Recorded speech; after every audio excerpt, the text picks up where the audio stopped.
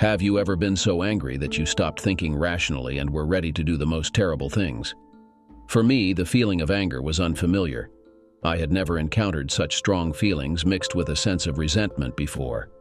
And it all started because of his wife's infidelity. I have decided to arrange retribution. She stood in the hallway, staring silently at the suitcases, the laptop bag, and his briefcase. They were piled up where she hadn't noticed them when she first walked in. She turned and walked back into the den, looking at the man sitting in the shadows. "You're insane, Lyle. You're leaving me and our 2 sons because of one fight. One stupid mistake I made when I was drunk a few hours ago. I didn't sleep with anyone. I didn't betray you. You're out of your mind." When he didn't respond, she started toward him, but he raised his hand as if to stop her. She halted. She wondered if he might actually be having a breakdown. This wasn't the man she had been married to for 8 years. No one could change so drastically in just a few hours. He had never behaved like this before, never. And the worst part was there was really no explanation for it. Nothing significant had happened at the party. She stepped back but didn't sit down. "Can you at least tell me why? Can you at least do that?" I had a moment of clarity. She heard the words but couldn't make any sense of them. A moment of clarity? "Why do you do this, Lyle? I know you think you're smarter than me. Smarter than anyone in my family. Anyone around here. But why do you always have to rub our noses in it, making us feel like idiots compared to you? Explain it in words I can understand."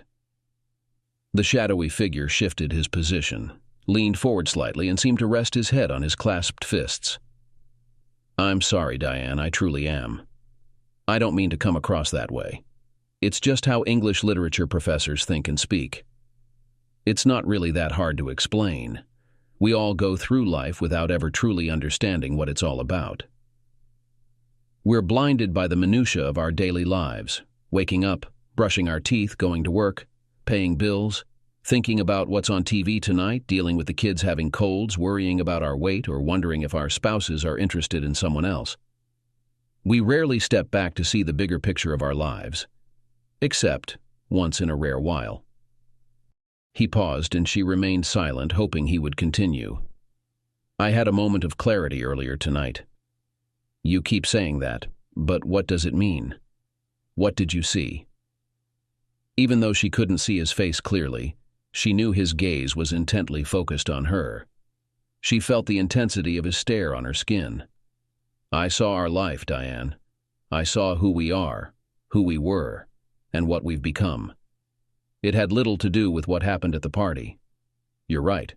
Walking out over one fight, one mistake, one incident would be crazy. That's not why I'm leaving. I'm leaving because I realized our marriage was a mistake. I love you, but you don't love me. I've never been able to satisfy you the way you need to, and probably never will.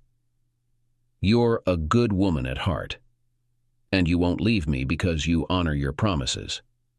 But we're too young to ruin each other's lives for the next 40 or 50 years. That's why I'm leaving when we finish our conversation." About 3 hours earlier, I pulled into my driveway at 9:30 p.m.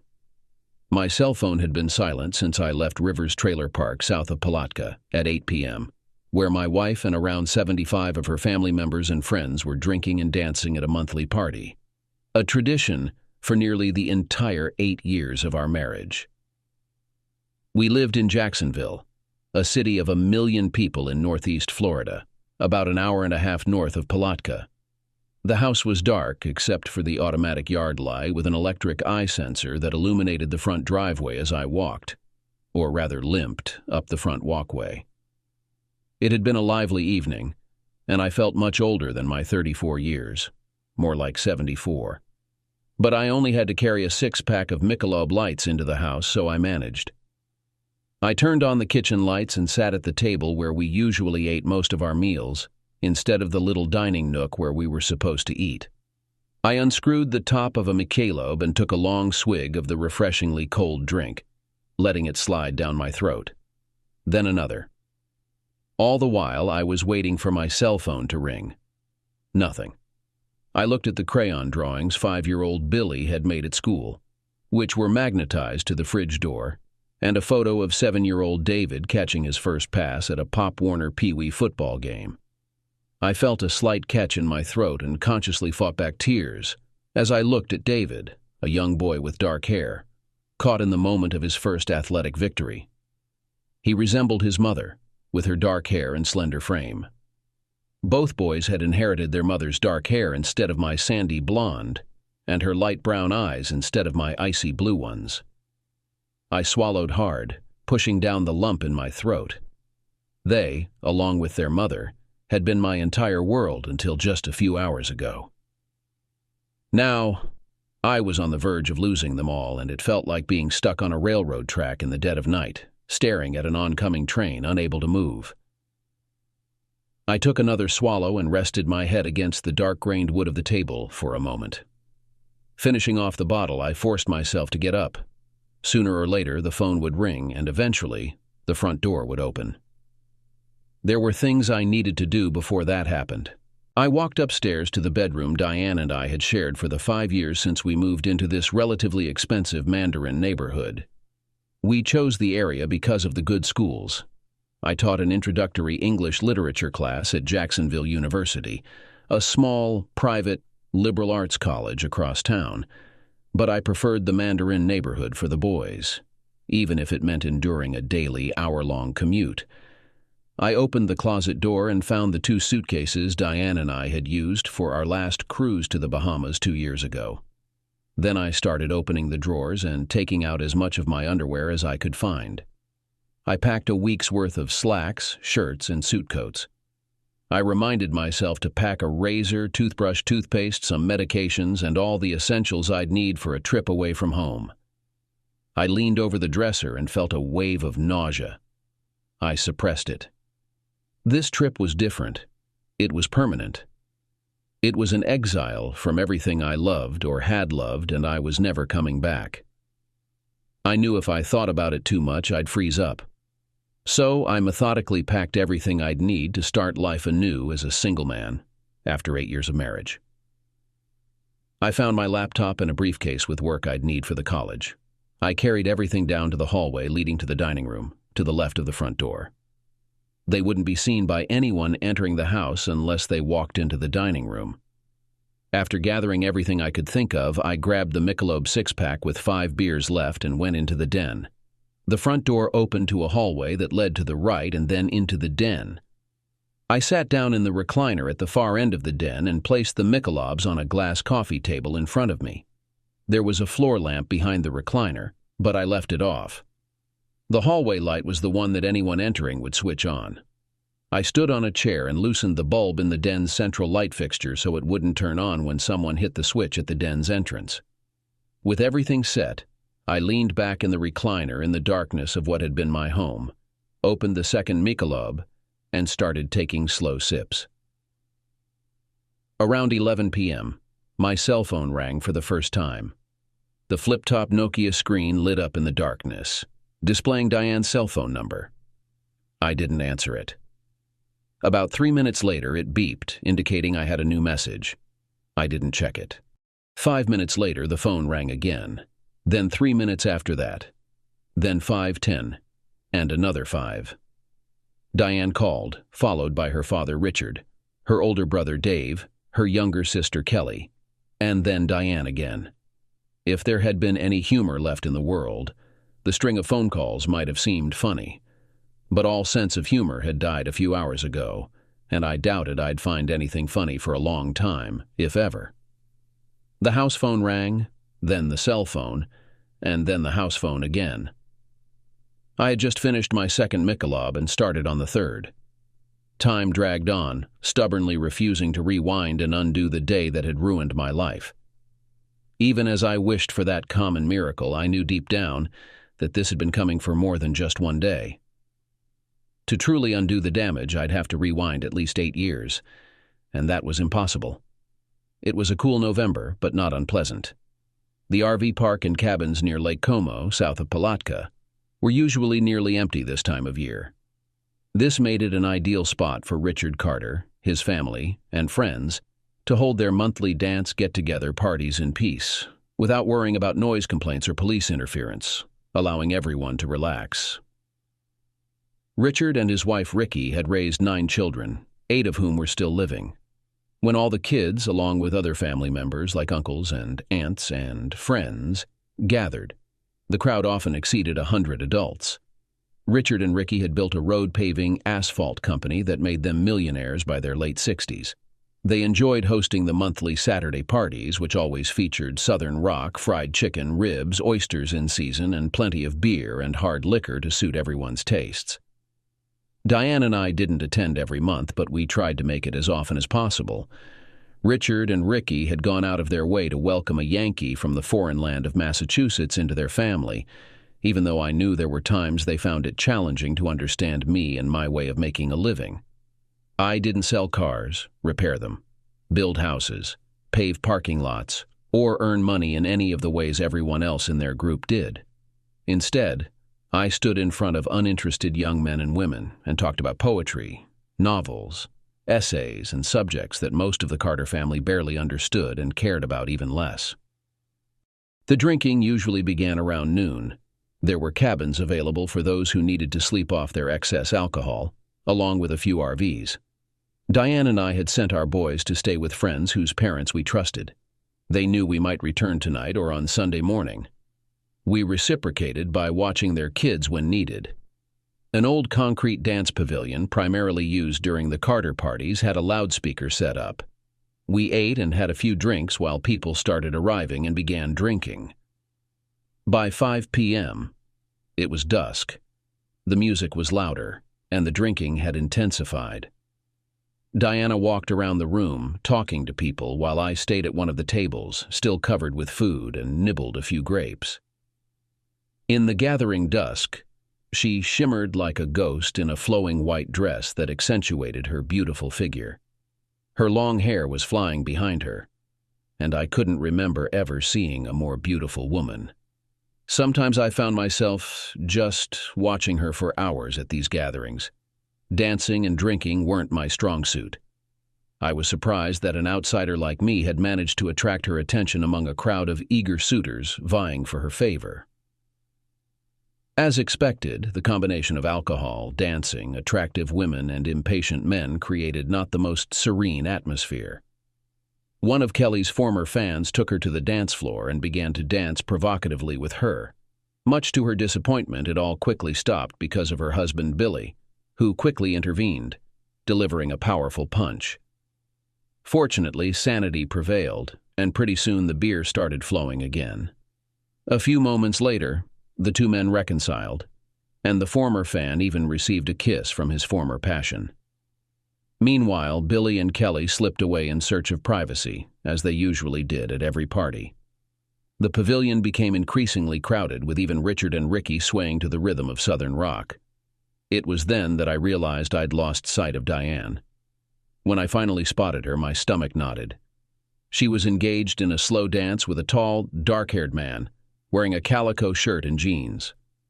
She seemed to meld into his embrace, his large hands gliding up and down her back, veering dangerously low over her posterior, until she subtly redirected them. Bobby Trescott had been among those vying for her attention before I arrived at the insurance office where she worked to transfer my auto insurance to her company. For some inexplicable reason, she took a liking to the stranger with the peculiar accent, and 6 months later, we were married. Bobby never took her choice well. Despite his occasional calls and visits, Diane insisted on maintaining a friendship with him, rather than viewing him solely as an ex-boyfriend. At gatherings like these, he inevitably ended up dancing inappropriately close, his hands straying to places they shouldn't, all while making snide remarks directed at me, much to the amusement of onlookers. As I made my way through the dimming light, watching their synchronized movements, envy crept into me. The situation was aggravated by the fact that Diana had drunk a little. When I got to them, I said loud enough for both of them to hear, "Hi, Bobby. Do you mind if I join you?" Diana looked at me guiltlessly and smiled lazily. "Hi, honey. I just danced with Bobby. We have planned this dance. This is the one that was at our graduation. You don't mind if I finish with him, do you? Bobby grinned at me, his hand sliding gently under her blouse. Diana gave him a puzzled look, then looked at me. I tried to decipher her expression. Was she angry at him for his actions or at me for letting it happen? Trying to keep my composure, I fought with all my might. Bobby, take your hand off my wife. His smile widened. Or what, Lyle? Seriously? Who even calls their child Lyle? It sounds like a woman's name. Hi, Lyle. It's so ridiculous. I paused. It's been 2 decades since I last got into a physical altercation.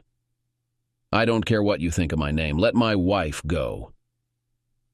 Diana grabbed his hand and forced him to let go. Okay, Bobby, calm down. Why do you always act like a jerk to Lyle? He's my husband. He doesn't like to be rude, unlike you. You're constantly trying to provoke him into a fight because you know you're going to win. It's unfair. And, Lyle, I'm not some fragile little girl. Bobby's a little drunk, but I can handle him. I've known him almost all my life. You don't have to come here and make a scene trying to protect me. Hell, I might even have to protect you. I couldn't believe my ears. I realized that several couples nearby had overheard our conversation and were giggling. What the hell did you just say? Her eyes widened, and I wondered if she realized the meaning of her words. Oh, Lyle, I'm sorry, darling, I didn't mean that. How could you have meant anything else? Bobby pushed her aside. She meant that if you come up to me, you'll get hurt and I'll change your face, you pathetic weakling. The only reason I haven't done it yet is because she keeps begging me not to hurt you. What excuse can a man have who hides behind his wife's back? I couldn't help myself. The one who can count beyond 10 without using his fingers, you ignorant bumpkin. The one who slept with you and stole your girlfriend without even breaking a sweat. The one who fathered 2 children with her. Something I'm not even sure you're capable of or if you have the necessary equipment. Even as I noticed the swing approaching, I felt the presence of people behind us. I started to move out of the way when I slipped on what seemed to be a spilled drink. I fell backward onto the ground, hitting my head on the concrete landing. Diane's brother Dave and one of his friends quickly reached Bobby and restrained him by his arms. The impact was severe, knocking the wind out of me and leaving me momentarily dazed. Bobby made no attempt to resist the grip of the guys holding his arms, perhaps feeling satisfied with the altercation. Regarding who possesses superior equipment, Lyle, perhaps you should inquire with Diane sometime. She once admired my equipment considerably, suggesting that a pencil might be more fulfilling than what you offer. She even called you Shorty once. Richard Carter then approached us from behind and addressed Bobby firmly. That's enough, Bobby. We tolerate your presence at these gatherings out of old friendship, but you've crossed a line. Leave. I glanced upward to see Bobby's beaming countenance, then surveyed the faces surrounding me. Among them I observed smiles or perhaps strained efforts to suppress them. Turning to my beloved wife, whose expression remained solemn, I sensed her internal struggle against amusement. Catching her eye, she deliberately averted her gaze toward her father. Daddy, please. Bobby was just joking around, it wasn't serious. You know he and Lyle have their differences, but it's nothing significant. Besides, I did promise him that dance, she explained. Even Richard Carter regarded his daughter with incredulity. Are you certain about this, Diane? After what Bobby said about your husband? She met my gaze, her expression devoid of mirth. Lyle can handle himself, Daddy. If Bobby's actions bother him, he knows how to address it. Right, honey? Gathering myself, I rose to my feet and silently departed from my wife's side. Bobby's laughter echoed behind me, accompanied by stifled chuckles. Though I desperately hoped Diane wasn't among them, I couldn't bring myself to turn back and confirm. As I departed from the dance floor, Richard caught up to me and spoke while I continued to walk away. Look, I understand you're upset right now, but hear me out. I know Diane loves you, whether you believe it or not at this moment. But, women, let me tell you, sometimes even the most amazing woman wants to see her man stand up for her. Maybe it's not a thing where you're from, but here, a woman won't admire a man who shies away from defending her against someone else. You do what you think is best, but even if Bobby beats you up, standing up to him will demonstrate to her that you're willing to fight for her. I kept walking. You're correct, Richard. That's not the norm where I come from. A truly good woman wouldn't entertain advances from another man if she values her husband and their marriage. Now, I'm not so sure about either. He seized my arm and I restrained myself from pulling away out of respect for him. Perhaps you're correct about her disrespect toward you. I'm simply her father. I can't intervene, but I can assure you she cares for you. Don't make any rash decisions. Find a place to relax and have a drink. Things will sort themselves out. Perhaps. And then I left him behind. At 12:45 a.m., the driveway illuminated with the headlights of a car pulling in. I was down to 1.5 Michelobs and feeling pretty relaxed. Car doors opened. Voices drifted in. I had cracked open the window by the armchair, despite the chill it brought into the house. Due to the slant of the driveway, unless people were whispering, it felt like they were right outside the window and I could catch every word. "He's arrived," announced Big Brother Dave. "Thank goodness." "That jerk. He's a pathetic excuse for a man," muttered someone else. "Ease up. You're sober now. After making a scene like that, just be grateful he's here instead of off fooling around with some random woman like most guys would." "You shut it. He's my darn husband. A grown man who sulks and walks away like a baby sucking his thumb whenever he's upset and abandons his wife. What kind of husband does that? The kind whose wife is rubbing herself all over an ex right in front of him, you fool. If you weren't my sister and didn't have those boys, I'd tell him to dump you and find someone who wouldn't embarrass him in public." I couldn't believe my ears. Diane, always the prim church-going Southern girl, had never uttered anything stronger than damn or heck, not even in intimate moments. And now she was dropping the F-bomb? It had truly been an unforgettable night. As the front door swung open, they entered. Moments later, the hallway light spilled into the den, illuminating only its center. I remained cloaked in darkness. Dave led the way into the den, with Diane following closely behind. His gaze found me sitting in the shadows, nestled in the easy chair. He paused for a moment, then greeted me with a simple, "Hi, Lyle." "Hello, Dave." An awkward silence ensued. I refused to be the first to address her. Eventually, she broke it. "Lyle." "Diane," I replied, my tone devoid of emotion. "Are you okay?" Dave inquired. "I'm fine. Thank you," I responded tersely. "You jerk." Her outburst burst forth as if a dam had broken, unable to contain herself any longer. "I love you too, you witch." She tensed up, and if Dave hadn't intervened, I think she would have attacked me. Her hair was disheveled, her face was flushed, her lipstick was worn off, and her white dress was stained with red liquid. And it's crumpled, with dirt stains on it. There must have been a real party there after I left. "You're always so smart. You always make snide remarks. You find it funny to leave me without saying a word, disappearing without a trace. What kind of person does that?" "I do not know, probably some cowardly weakling who was too afraid to come face to face with a man who touched his wife with her consent in front of everyone." She blushed with shame, and Dave shot her a disapproving look. "We were terribly worried about you, man," Dave said. "Why didn't you answer any of your calls?" "I didn't want to talk to anyone." He scratched his chin, looking from me to Diana. "Well, I suppose. Then I'll leave you two to talk. It's been a long night, just a hell of a night. I'm getting too old for this nonsense. Are you sure you're okay, Lyle?" "I was just being polite, Dave. I'm not okay. I don't know if I'll ever be okay. But that's not your concern. Thanks for taking Diane home. If it were up to me, she could go home with Bobby or spend the night in the van lot." He glanced at both of us again, then simply shook his head before turning his attention to Diane. I suppose I'll take off then, Lyle. Let you two sort things out. Diane, could you walk me out? I could hear them speaking near his Chevy Tahoe. Damn him, Dave. He's such a jerk. Any other guy would have confronted Bobby, or drowned his sorrows in alcohol, or done something human.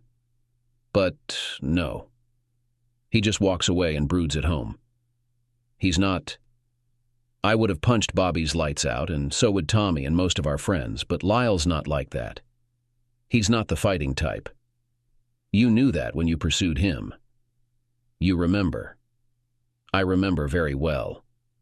You said he wasn't the kind of guy who'd come home covered in grease, father 6 or 7 kids, get plastered every weekend, and cheat on you if you gained a few pounds. You said, and I quote, "He's a man with ambition. He'll provide for me and our kids, stay loyal, and give us a good life. He's a good man." You sought improvement, and now you're restless, displaying behavior that suggests Bobby might soon be in luck, if he hasn't been already. I once held you in high regard, Diane. But now I question whether you're destined to become just another promiscuous woman, bouncing from one failed marriage to the next, bringing home new partners every few weeks and causing Mom and Dad heartache as they contemplate the mess you've made of your life. Oh, Dave, mature a bit. I'm not naive. I was feeling restless, perhaps a bit amorous, but I'm not a teenager. I indulged with Bobby because for one night it felt good to relive those youthful moments. My husband should have intervened and steered me right, but I seem to have forgotten who I'm married to. He's upset now, but he'll come around. It was just one night, one argument. I'll go to him, show him some affection, and this will all blow over. People don't end relationships over one spat.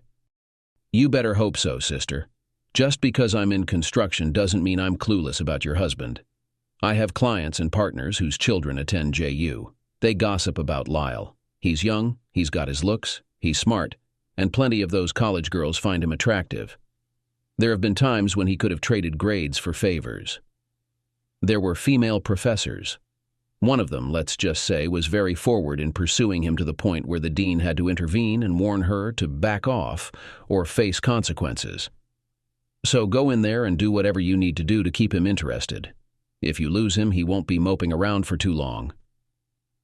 She returned to the room and stood at the entrance for a while. Neither of us spoke. Then she began to walk towards me. I raised my hand. Stop. Grab a chair and sit over there by the TV. She was taken aback. I could see it on her face. She expected to come over, kneel at my feet, share a moment of affection, and then move on to kissing, which would inevitably lead to the bedroom. But that wasn't going to happen. She took a deep breath. I know, Lyle, I know I behaved horribly out there tonight. You don't need to lecture me, everyone else already has. It's like everyone treats you like family and me like an outsider. But I was drinking, you know that. And Bobby. You know Bobby and I have history. We go way back. We met in elementary school, can you believe it? And you have to understand, he's still in love with me. He never got over me choosing you as my husband. I know it's not right, but sometimes I feel sorry for him. So sorry. So, you're going to ease his pain by sleeping with him. Anger flashed in her eyes. He's hurting. A little bit of flirting makes him feel better. Nothing else was going to happen until you barged in and stirred things up, like a big shot. You didn't need to. He's a friend. You're my husband, the man I love. After a moment, she settled into an uncomfortable straight-back chair, which was exactly what I wanted.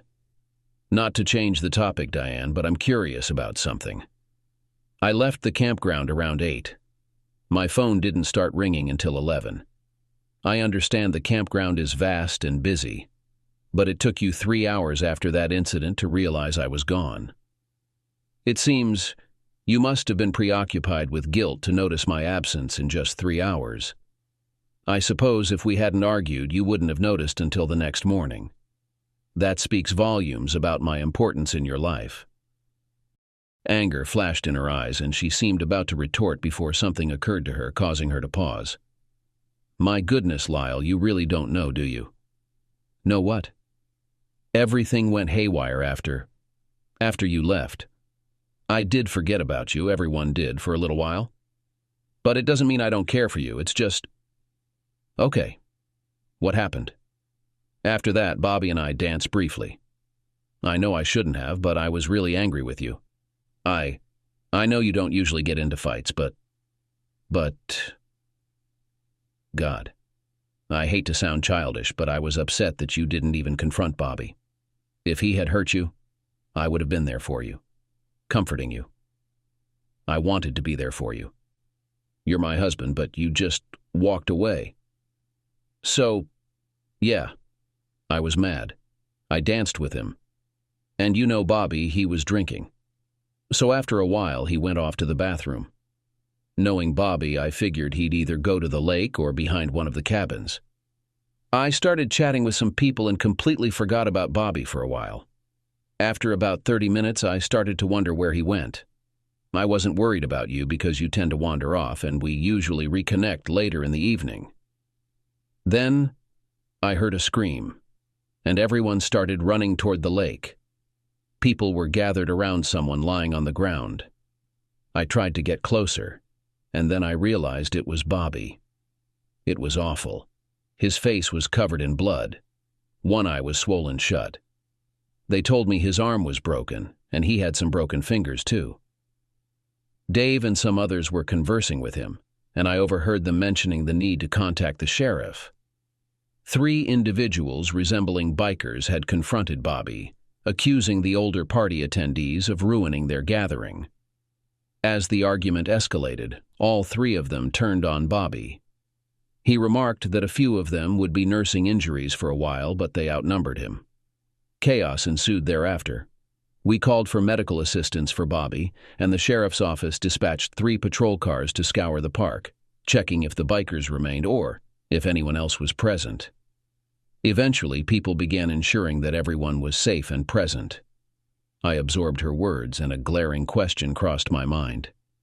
So, it took you 3 hours in total, and sometime after, you found out there were dangerous bikers in the park to start wondering where your beloved husband went. Let me reiterate. I must really hold a high position on your list of important people. She nibbled her lip, avoiding eye contact. It hit me. You weren't at the park, were you? You were with Bobby at the hospital. You had to comfort him, didn't you? She finally met my gaze. He was severely beaten, Lyle. He was in pain, and he asked for my support. I couldn't refuse. No, you couldn't. It seems to be a recurring theme here. You just can't turn Bobby down. Don't do this, Lyle. It was a compassionate, humane gesture. If you weren't so angry with me, you'd understand. Of course he was an old friend you used to be intimate with before I entered the picture. You felt obligated to be there for him when he needed you. You did have a history with him, didn't you? She glanced at the floor, shook her head, then locked eyes with me once more. Yes, Lyle. You remember that. At that time, everything was serious between us, and I was not just a naive girl. We had a physical relationship. Does that calm you down? And before you ask, he was an experienced man. Very experienced. Does this mean that I am promiscuous? What about you? I'm sure you had a lot of women before we got married. Should I feel insecure about every woman you've been with before me? No. That was in the past. This is the present. Yeah. He invited me to accompany him, and I accepted. I held his hand, the one they hadn't injured. There was an ER technician with us, and we were surrounded by people every moment we were at the Palatka ER where they were treating him. Nothing untoward happened, Lyle, and even if we were alone, he had more pressing concerns than pursuing anything with me. You have no reason to be jealous. Did I suggest I was jealous? You didn't have to. I can see it in your expression every time he's around me. I suppose I can't blame you. If you were always around another woman, it would bother me too. Did you ever think about me? She cast her gaze downward again, avoiding eye contact. Lyle, you know that's not a fair question. There was so much going on. Bobby was injured. Everyone was in touch with everyone else. So the answer is no. When did you and who eventually did start wondering about me? She continued to stare at the floor. Bobby and his brother arrived to take him home, while I returned to the campground with Kelly and Billy. Upon my arrival, Daddy approached me, inquiring if I had seen you since. Isn't that touching, Diane? Your father cares enough about me to notice my absence, even before my wife does. Her eyes welled up with tears as she glanced up at me. Keep it up, Lyle. I'm messed up and you're going to make me suffer as much as possible for it. Bravo. Now I feel even worse. Apologies, I suppose a guilty conscience stings, doesn't it? It's difficult for me to relate since I haven't been unfaithful to you. She simply stared at me before dropping her gaze to the floor once more. We both sat in silence for a moment. Well, at least we've cleared the air, darling. She looked at me with a perplexed expression. What? I stayed because I wanted to have a chance to talk to you before I go. Go? Where are you going? You're not still angry with me, are you? I observed her appearance, unkempt, stained white dress, and perceived an unmatched beauty in that moment. Yet I knew it was fleeting. I need to run an errand I've been postponing to talk to you. Then I'll find a place to stay for the night, probably some cheap motel. On Monday, I'll sort out a more permanent living arrangement and consult with a lawyer. A place to stay? A lawyer? Lyle, are you serious? What's going on? We had a fight, yes, but I love you. People don't just split up over one argument. What's happened to you? We were happy this morning. What could change in less than a day to make you want to leave me? I didn't respond, only gestured towards the hallway leading to our children's rooms. Go, I insisted. She hesitated, then walked into the other room. I knew she'd find the packed suitcases, the laptop, my briefcase. Returning to the den, she moved slower, shaking her head in disbelief. You're out of your mind, Lyle. You're abandoning me and our sons over one fight. One mistake I made while drunk a few hours ago. I didn't cheat on you. You're irrational. When she approached me without a response, I gestured to halt her once more. She retreated, but remained standing. Why won't you explain? Can't you at least do that? I experienced a moment of clarity. It was evident she didn't grasp my meaning. A moment of clarity. Why do you behave like this, Kyle? I understand you consider yourself more intelligent than me, than anyone in my family, anyone around here. But why must you continually remind us of our inferiority? Express it in terms I can comprehend. She was correct. I had taken my intellectual superiority over Diane and her family for granted. I had never fully realized how much of a jerk I was for simply working with my mind instead of my hands and surpassing the educational achievements of Diane's family. I apologize, Diane. Truly I do. My actions weren't intentional. It's just that this is how English literature professors tend to think and communicate. It's not overly complicated to explain, really. We, all of us, go through life without truly grasping its essence. We're consumed by the trivialities of our daily routines. Waking up, brushing our teeth, going to work, paying bills, pondering what's on TV tonight, dealing with our children's illnesses, worrying about weight gain, or if our partners are straying. Rarely do we pause to gain perspective on the trajectory of our lives. However, there are moments, albeit infrequent, when we do. Pausing briefly, I continued. I experienced such a moment of clarity earlier tonight. You keep mentioning that, but what does it entail? What did you realize? I had to struggle to articulate my thoughts. It was the most difficult speech I had ever given, and would ever give, because I was aware that I was bringing an end to our life together, ending my life with the two boys I cherished more than anything else. but she deserved to understand why I was walking away. I envisioned our life, Diane. I saw who we were, what we had been, and what we had become. It was hardly influenced by what transpired at the party. You're correct. Leaving over one argument, one mistake, one event, would be irrational. That's not my reason for leaving. I'm leaving because I realized that our marriage was a mistake, that I love you, but you don't reciprocate, that I've never fully satisfied you, and probably never will satisfy you the way you want, that deep down you're a good person who will stay true to our vows, and that we are too young to continue to negatively affect each other's lives for the next 40 or 50 years. That's why I'm leaving after we conclude this conversation. She shook her head once more, and this time tears began to fall. I understood she wept for life coming to an end, much like mine. The absence of reciprocal love didn't negate its existence. It simply wasn't sufficient.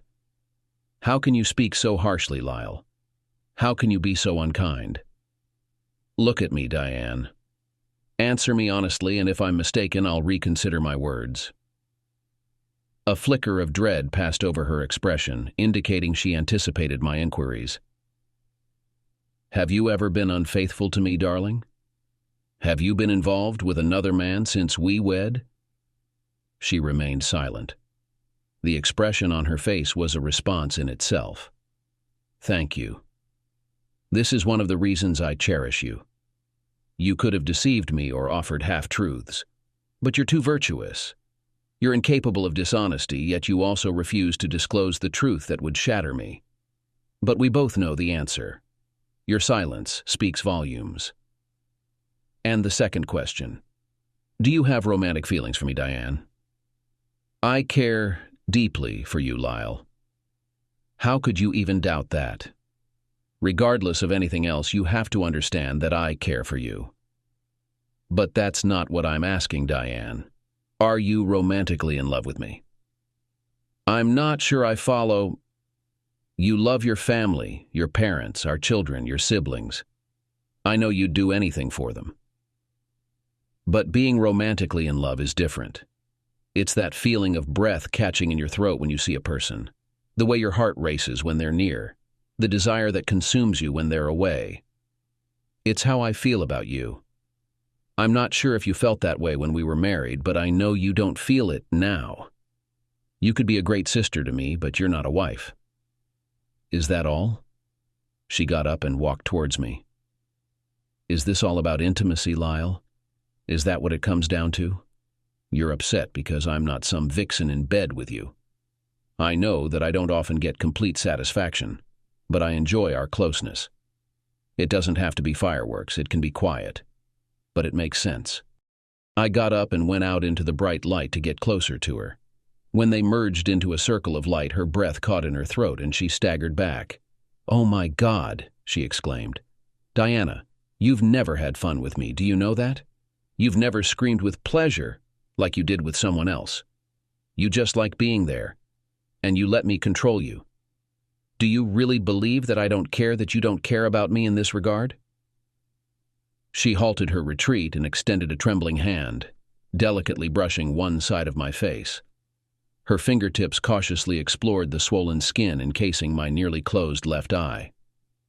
I was aware that the remainder of my face displayed a palette of yellow, red, and brown hues. My lips were puffy, save for a portion missing from the left. "Oh, dear God, they found you and assaulted you too. Why didn't you seek medical attention at the hospital?" I attempted a smile, which, judging by Diane's horrified expression, must have been quite unnerving. "You should see the other person." As comprehension slowly dawned on her face, I realized she was grasping the significance of my injuries. In the darkness by the lakeside of the RV park, I stood, immersed in the music, imagining faint echoes of laughter from Diane and Bobby's vicinity. I didn't need to return to confirm she was dancing with him. I could have confronted Bobby then and there. I'd been through fights before, back when I roamed the streets of South Boston as a fatherless youth. I'd taken my fair share of beatings, struggling to keep up with older, stronger kids until my mother decided to relocate us to a quieter town south of Boston, away from the gangs. I didn't fear the prospect of another beating. It was almost expected, given that I knew I wasn't a match for him in a fair fight. He had the size, strength, and undoubtedly the toughness of someone who made a living commanding a classroom, unlike me. Yet what truly unsettled me was the defiance in Diane's gaze as she silently urged me to act against Bobby's insults, the way she allowed his touch to linger, his hands wandering over her with unsettling familiarity. I believe I'd always had a sense of it, but now I couldn't ignore the undeniable truth that he was intimately involved with her. At some point, somewhere, another man had taken the central role in my life, while she shared with him aspects she'd never shared with me. How does one carry on with a life built upon deceit? Leaning against a tree, I gazed up at the overcast night sky, pondering how to redirect a life that had veered off course and set it straight again. How does one find it in themselves to forgive a woman who constitutes their entire world, knowing she's giving herself both physically and perhaps emotionally to another man? I wondered if they ridiculed me in their moments together. Had she truly belittled me as insignificant? Was I truly lacking? Or was he simply exceptional? I never considered myself inadequate in that regard. At least I'd never received any complaints. I heard the rustling of someone stumbling through weeds and colliding with trees as they staggered toward the lake. Halting about 12 feet from me, facing the dark expanse of water, he didn't even glance back at me but unzipped his trousers and relieved himself.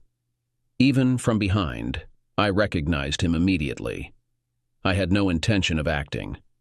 Resorting to physical confrontation was a cowardly approach, and it never really solved anything. So imagine my amazement when he finished putting himself in order and turned to leave. I instinctively hit him on the cheek with all my might, giving additional force to the blow as I ran past. He turned around and collapsed without a word. Before he could get up on all fours, I gave him a powerful kick. This time he screamed loudly. Trying to kick again, he managed to bend just enough to deflect the blow with his hip, grabbed my leg as I stepped back, and losing his balance, threw me back. While I was propped up on my elbows and peering into the darkness trying to get my bearings, he got up on all fours. "I'll be damned, Lyle. I didn't think you were capable of this, you coward. Of course you had to catch me off guard, but at least you had the courage to try. But now I'm going to make you regret it a lot, and I'm going to be clean, because I'm going to make sure that everyone, including Diana, finds out how you set me up." When I tried to get up, he rushed at me. I was overwhelmed by his big and heavy body and struggled to break free. Rising slightly, he made the first lunge. I didn't expect a blow, but the pain was so intense, as if I had been hit with a metal baton. My ears rang and my vision went dark for a moment, then a sharp blow to the nose. Before I could recover, another blow followed, momentarily blinding me. With a sudden instinctive movement, I narrowly avoided his next blow, causing him to lose his balance and topple over. Taking advantage of the opportunity, I quickly jumped to my feet and struck him with the sole of my shoe. He fell over backwards, making wheezing and inarticulate noises. I tried to throw another punch, but he skillfully dodged it. Instead, hit me hard with his big fist and then pushed me away from him. Gasping for air, I collapsed backwards. This beast has inflicted serious injuries on me. He rolled backwards, getting up on all fours. In the dim light, his disfigured nose and grunting resembled a formidable wild boar that I once hunted with Richard Clark. There was an inhuman look in his eyes that filled me with horror. It was clear that he didn't just want to hurt me. He seemed unstable, and I began to worry about my life. I knew I had to stand my ground. I couldn't let him get the better of me again. If he had managed to knock me down this time, his superior weight and strength would undoubtedly have crushed me. I never realized I had it in me, but when he made a sudden move towards me, I instinctively dodged out of the way. He landed on his hands and knees, struggling to regain balance. Without thinking, I acted on reflex, perhaps recalling a move from a martial arts or UFC match I'd seen before. Seizing his right arm, I pinned it out and brought both knees down with all my weight onto his back elbow and upper arms. There was a sickening sound, maybe multiple, as something snapped, eliciting a scream from him. Despite his attempts to shake me off, I clung on relentlessly like a bull terrier, repeatedly applying pressure to his arm. As he flipped onto his back, I shifted my weight onto his elbow and upper arm from the other side. His attempts to scream were stifled. His breathing labored. I continued to strike his elbow with my knee, then leaned into it with all my weight while he squirmed like a hooked fish. Eventually, I released him and collapsed backward, unafraid. He cradled his injured arm, rolling back and forth in agony on the grass, gasping and crying. I probably should have felt worse for my actions towards him, but he betrayed me by stealing my wife, which probably ruined my marriage and led to me losing custody of my 2 sons. So I tried my best to feign remorse. As he groaned, I heard the distant echo of southern rock music coming from the neighborhood. There were no cries for help, nor any signs of anyone nearby. Turning to him, I grabbed his injured right arm. He tried to hit me, but pulling his hand back violently, he heard screams and his resistance stopped. "You're a jerk. You've already hurt my arm. I give up, damn it. You've won. I need help. I need to go to the hospital. Soon, Bobby. But first we need to settle something else. To hell with it. I'll call for help myself." After a couple of punches, he changed his mind. I grabbed his right arm and pulled it away from his body, overcoming his weak resistance. Grabbing his little finger with my right hand and holding his hand with my left, I bent down. "I'm going to ask you some questions, Bobby, and you're going to tell me the truth." "No, no, no. Leave me alone. Go to hell, you whiner." I grabbed his little finger tightly and pulled him back until I heard a crunch. His eyes widened, and he would have screamed if I hadn't shut him up with my fist. He coughed. I waited until I believed he was listening to me again. "Every time you lie, or if I'm not satisfied with your answer, I'm going to keep doing it, Bobby. And when I run out of fingers, I'll move on to my toes. Do you understand?" Finally, he nodded and whispered, "You're in charge now, Lyle, so I'll tell you anything you want to know. But the day will come when I will be in charge, and when that happens, you'll just disappear." "Maybe. But right now I want to know how long you've been dating Diana." There was a brief silence. "This time or previously?" "I already know you were involved with her when I met her. I mean, since we've been married." He smirked. I was tempted to break another finger, but I decided to save them for when I really needed them. "About 4 years." "4 years?" "Yeah." How did it happen? How often?" At first, there was a smug smile on his face, but it quickly disappeared, and judging by his behavior, I was convinced of his sincerity. "I started courting her the day after you got married. I tried everything. I came to her office, looked in at home, pretended to be depressed, tried to make her laugh. But she remained faithful to you. It was driving me crazy. Then, about 4 to 4.5 years ago, she came up to me as I was getting off the 7-Eleven bus. There was no smile or flirtation, but she asked if I would like to have coffee with her sometime. Nothing happened that day or in the next 6 months, but she initiated it herself. And then one day we were at my house and she attacked me. She did everything imaginable. She acted like she was starving. God, it was incredible. I tried to catch up on 4 years of intimacy in one day, and we almost succeeded.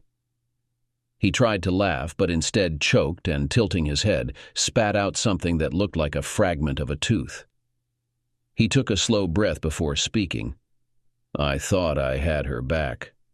I thought you were going to leave her. The next day I came to your house, and when I tried to flirt with her, she hit me and threatened to call the police. I was furious. I wanted to do something terrible. She was just a lying cheat. So I left and didn't see her for 3 months. I tried to keep my distance from her. I've never been so angry in my life.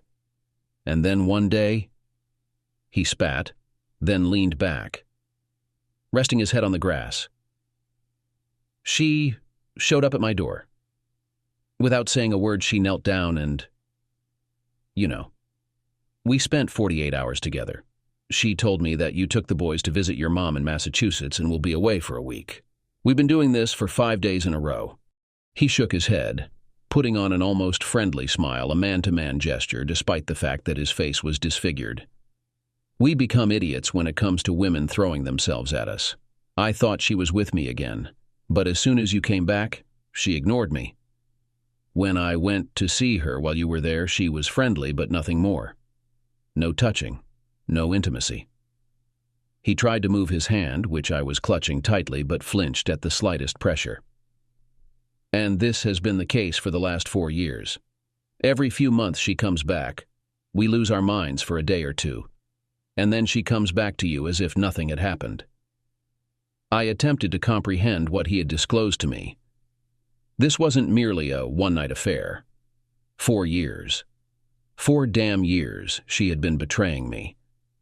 Living a comfortable life with a man who didn't have it under his nails, providing her with everything she desired, while all she had to endure was his dull company. He yelled once more and thrashed upwards, but I managed to restrain him until he ceased trembling. Apologies for that. I didn't intend to snap like that. It was just a momentary lapse. I'll make you suffer slowly. I didn't want to hear it, but it was inevitable, like reopening a painful wound. I had to. I seized another finger, and he nearly attempted to strike me awkwardly before realizing I could continue to inflict pain, rendering him powerless. So she stuck with me for the money? Otherwise, she would have left me for your well-endowed self. Is that the gist? He softly groaned and then took me by surprise by bursting into laughter. You're a complete idiot. Can't you understand? What am I missing? She's never been interested in your money, asshole.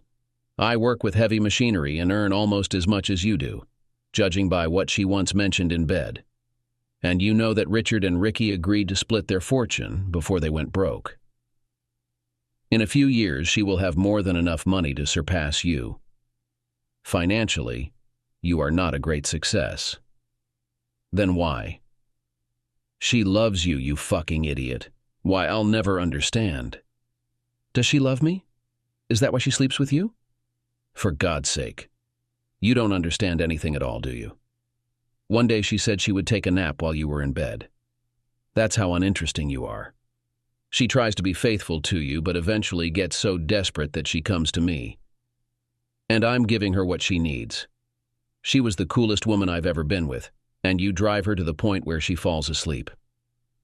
At that moment, he looked at me, and for the first time in my life, I was tempted to do something terrible to him. I could probably do that. Instead, I contented myself with snapping another finger and then pressing my forearm against his throat to stifle his scream. Then he loosened his grip and reached for his trousers where he had his instrument. Despite his attempts to resist, I pulled out his instrument and gripped it tightly. Please, he said. What do you want? I asked, pressing harder. It occurred to me, lover boy, that maybe I won't be able to satisfy her the way you do. But I can definitely guarantee that you will never be able to satisfy her or any other woman again. Just do it the right way, or use that penknife I have in my left pocket. Do you remember that guy whose wife tore off his instrument many years ago? He became an actor in adult films after he was put back on. Well, I'm thinking of walking around the lake, throwing it into the water, and if I'm lucky, some bass or turtle will swallow the damn thing. Yes, it sounds tempting. I enjoyed the fear on his face. For the first time, I felt like I had broken through his defenses. He really believed that I would do something like this to him. Suddenly, I felt sick. I realized that I was doing the wrong thing towards a man. He did what many men would do in a similar situation. It's not his fault for all this. It was her. I let go of his tool and he tried to roll away from me. Getting to my feet, I let his hand fall to the ground. When I started to leave, he said, "You think I'm a villain. I'm the jerk who stole your wife and ruined your perfect marriage." Without turning around, I heard something that sounded like tears. "You're the one who ruined it all. She was going to marry me, you know. She was going to. Your 2 sons would be mine. She loved me, or would have done it. We've been inseparable since junior high school. We were soulmates. We would be happy. And then you showed up with your sharp mind and good looks, introducing her to things she never knew or even dreamed of. You tricked her into thinking that you were her only one. I turned to face him. You ignorant fool. I'm the best thing that ever happened to her. You've always resented that I took her away from you. Well, I suppose you're right, clever one. Look at how happy she is now, and everyone else too. She's tried to love you and endure a sexless existence, to stay in a marriage that's slowly destroying her. I lost the woman I loved and deserved. I have to sneak around just to see her and watch her leave these gatherings with you. And you pitiful soul. You'll always be second-rate in bed compared to me. Every time you touch her for the rest of your life, you'll know she's yearning for me. I couldn't bear that. But perhaps a coward like you might even relish it. She stared at me intently. I guess he couldn't accept that one guy with a small tool could get him into so much trouble, so he came up with this story about rude bikers. Is that the reason? He trusted me in everything, Diana. And I believe him. People, as a rule, don't lie when you snap your fingers at them. Oh my God. 4 years? 4 years. And you were happy with him every time? Was he really that gifted more than me? Tears were streaming down her face, smearing her makeup. It was confusing. Part of me resented her, but a significant part still cherished her. No, dear, maybe a little, but that's not the point. It's hard to explain. It's been like this since the very first time. No man has ever affected me the way he has. It was like I was electrocuted. That's not exactly true, but it's the closest explanation I can give. And maybe if I told you that I was boring you, that you weren't as interesting to me as he was, I knew you'd never be able to handle it. No man's ego can stand it. So why didn't you leave me if he was so amazing? It's not like that. It was an amazing intimacy with him. I love you. I gently reached out and brushed away a tear from the side of her face. I understand that you may not feel romantic love for me, but I trust in your love for me and for our marriage. However, I didn't voice the rest of my thoughts as I circled around her and began loading the luggage and laptop into our family Saturn. I would leave her with the larger Ford Escort for her and the kids. It took 3 trips, but I finally finished and returned to the house. She appeared unchanged, unmoved. She reached out as if to grasp me, but her hands remained suspended in the air. I don't want this, darling. I'm not sure how, but there must be a way we can mend this. Not really. I leaned in to kiss her and tasted the saltiness of her tears. Our marriage is done. I want to be involved in the boys' lives, but there's no us anymore. Because you despise me. I gazed into her tear-filled eyes. No, I love you, which is why this is agonizing. But you can't revive something that's already dead. We could try counseling, anything. We won't, because deep down you no longer want to be with me. I don't think you believe we stand a chance. How can you say that?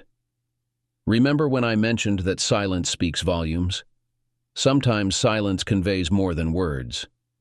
I know you're not truly invested in saving our marriage because ever since I revealed I was leaving, you haven't uttered the 2 things that would have reassured me of your desire for me.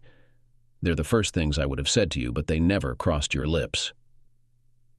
We locked eyes, and the question was evident in her gaze. You never uttered, "Stay. Please don't leave." As the realization dawned on her, she collapsed to her knees, burying her face in her hands. Tears streamed down her face as I exited through the door.